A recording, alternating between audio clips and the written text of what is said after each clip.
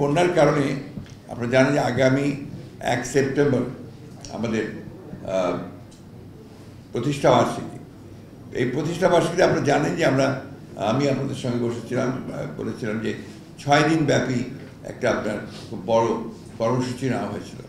তো এই বন্যার কারণে কালকে সবাই সিদ্ধান্ত হয়েছে যে আমরা এই কর্মসূচিকে একেবারে এই মুহূর্তে বাতিল করে সেখানে যে অর্থ ব্যয় হওয়ার কথা ছিল সেই অর্থটা আমরা আমাদের ত্রাণ তহবিলে দিয়ে দেবো এবং ত্রাণ তহবিল থেকে সেটা জনগণের কাছে আপনার যারা দুর্গত জনগণ আছেন তাদের জন্য সেটা দেওয়া হবে। এবং আমরা এখন যেটা থাকবে কর্মসূচি সেটা হচ্ছে যে আমাদের দলীয় পতাকা উত্তোলন করা হবে প্রত্যেকটি আমাদের যে শাখাগুলো আছে সেগুলোতে সারা দেশে। একই সঙ্গে আপনার ঢাকাতে আমাদের দলের প্রতিষ্ঠাতা, স্বাধীনতা ঘোষক, বহুদলীয় গণতন্ত্রের পুনঃপ্রবর্তক এবং সমৃদ্ধ বাংলাদেশের উপকার শহীদ প্রেসিডেন্ট জিয়া রহমান বীর উত্তমের মাজারে জিয়ারত করা হবে, শ্রদ্ধা জানানো হবে, পুষ্পাঞ্জলি অর্পণ করা হবে। এটা 11টায় বছর টাইম আছে, 11টায়। এরপরে আপনার দুপুরের পরে বাদ আসার সারা দেশেই আপনার দোয়া মাহফিল অনুষ্ঠিত হবে এবং সেই দোয়া মাহফিলে আপনার বন্যায় দুর্গত মানুষের জন্য, বানভাসী মানুষের জন্যে এবং সাম্প্রতিক যে আন্দোলন সেই আন্দোলনে নিহত শহীদদের জন্যে আপনার আল্লাহর কাছে দোয়া চাওয়া হবে।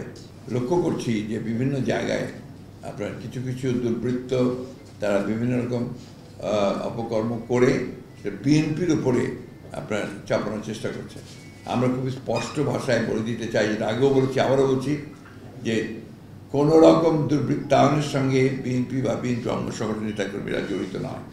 আরেকটা জিনিস আমি অনুরোধ করবো ল এনফোর্সিং এজেন্সিসের কাছে, এটা এবং আমার দলের শুধু না সব মানুষেরই কাছে, এই যে ঢালাও মামলা দেওয়া হচ্ছে এবং আপনার যে কোনো মানুষের বিরুদ্ধে শত্রুতা থাকলেও মামলা দেওয়া হচ্ছে, এই মামলাগুলো নেওয়ার আগে আপনার আইন শৃঙ্খলা রক্ষাকারী বাহিনী যেন একটু যাচাই করে নেয় যে কোনটা সম্ভব না।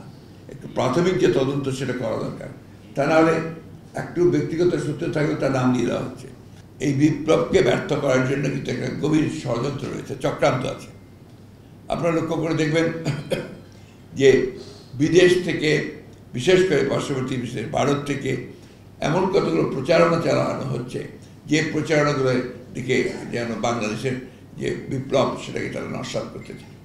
আমাদের ব্যবসায়ী মহলের সঙ্গে যারা অত্যন্ত বড় ব্যবসায়ী দেশে, যারা দেশ ইতিবাচক ভূমিকা রাখছেন, প্যাট্রিয়টিক বিজনেসম্যান যারা, তারা কিন্তু মনে করেন যে দ্রুত এখানে জনপ্রতিনিধিত্বের সুলভ সরকার আসা উচিত। তার মানে এই না যে এটা আপনার এই সরকার যারা এখন ইন্টারিম গভর্নমেন্ট আছে তাদের দায়িত্ব হচ্ছে সেই দিকে যাওয়া। এটা আমরা অবশ্যই মনে করি যে কিছু সময় লাগবে, সেটা আমরা বিশ্বাস করি এবং যৌক্তিক সময় অবশ্যই আমরা সেটাতে কোঅপারেট করতে চাই, সর্বক্ষেত্রে কোঅপারেট করছি।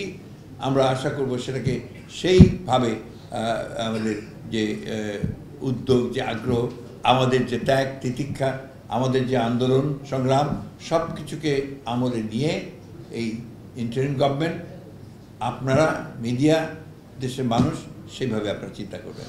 আমরা কি চাই, ওনারা কি চান, জনগণ কি চায়, একটা আলোচনা হতে হবে। তো সেই আলোচনার জন্য বলেছি যে সংলাপ হওয়া প্রয়োজন।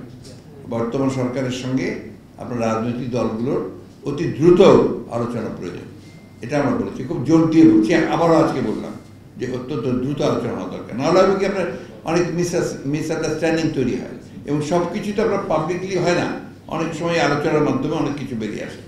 না, আমরা কোনো রাজনৈতিক দলকে নিষিদ্ধ করার পক্ষে না, সে যে দলই হোক। আর আপনার আমার সংবিধান, গণতন্ত্রের মূল লক্ষ্য হচ্ছে আপনার যে কোনো ব্যক্তির যে কোনো অধিকার রয়েছে সংগঠন করার, শুধু স্বাধীনতা সার্বভৌমত্বের পক্ষে থাকতে হবে। এটা তো কিন্তু স্বাধীনতা সার্বভৌমত্বের পক্ষে থাকতে হবে, that is also very true. আমার বাংলাদেশ স্বাধীনতায় যে বিশ্বাস করে না করে সেই ধরনের একটা দলকে তো সমর্থন করা যাবে না। কিন্তু আমরা মনে করি যে মানুষের অধিকার আছে, যে অধিকার তার সাংবিধানিক অধিকার, যে একটা সংগঠন তৈরি করবার, রাজনীতি করবার অধিকার আছে, সেটা করতেই পারে। আমার পরামর্শ থাকবে ইন্টারিম গভর্নমেন্টের কাছে যে দেশের যারা একেবারে গণ্যমান্য পরিচিত এক্সপার্টস আছেন, বিশেষজ্ঞ আছেন, তাদেরকে সম্পৃক্ত করা দরকার দ্রুত কাজ করার জন্য।